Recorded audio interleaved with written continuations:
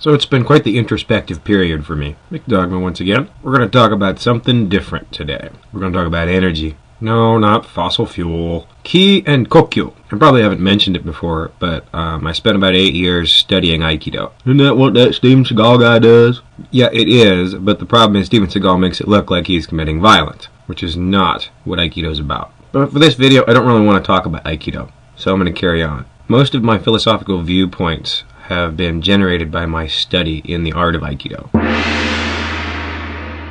So while I'm obviously a Westerner, I do have a lot of Eastern ideas. So I'm going to make the assumption that a lot of people don't know what Ki and Kokyu is, which is completely understandable, because for Westerners in general, but particularly Americans, even though these two forces are all around us and readily acknowledged by Eastern culture, we choose to deny that they're there, even though we experience them daily. Now I know there's going to be a lot of people that are going to say this is getting religious, but believe me, it is not.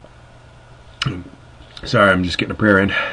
Alright, so here we go. Concept number 1. Have you ever been in a room where some violence breaks out, and for no physical reason you turn and look in that direction? I've always been amazed at this. Not quite as amazed as why I always wake up 3 minutes before my alarm goes off, but pretty close. Strangely, my fellow Americans seem to want to disavow this particular dynamic. Largely, I think, because it's a Western trait to add a third party to a situation. So anyway, Ki is the mental energy that you have to put forth to achieve any specific task. Because whether you're a theist or an atheist, you have to agree that you have to have a concept before you can have any kind of action. It's as easy as picking up a glass of water. As you look at the glass, your hand has already wrapped around it and raised it to your mouth long before you actually do it. So mentally you have extended your intent towards the object, and your muscle has nothing else to do but complete the motion. There's another way to look at this too. Architecture. The architect has already conceptualized the building. Only skilled craftsmen are required to complete the construction, or whoever you can get that's cheapest. So in summary, Ki is the energy of your intent prior to actualization. And it's fucking sweet!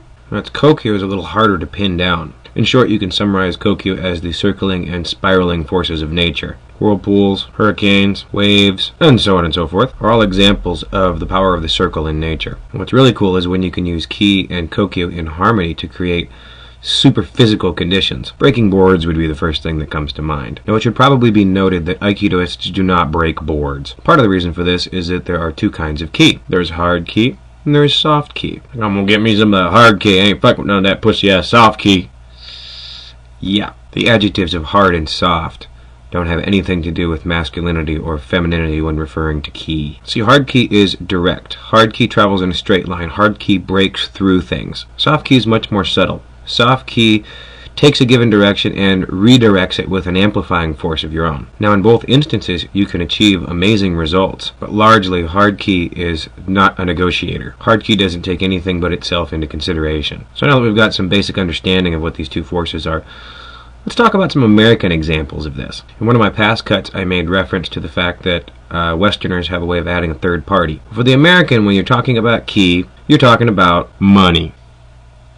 So just in case you haven't already made the connection between the two, typically where your money goes, your energy follows. And one could reasonably argue that if you had enough money, you could make anything in your imagination materialize. So it's odd that we have substituted the use of money in place of the will of the mind. Yes, I understand there has to be a means of barter, but the whole concept of capitalism is to attain as much money as you can, because profit is the measure of success. Bad part about money being used in this fashion is that people with weak minds and a lot of money can create a lot of damage, which is one of the reasons I have a real issue with people who choose the path of gluttony when it comes to wealth. Because money's power. The more money you have, the more power you have. And at some point you're going to use your money to maintain your power.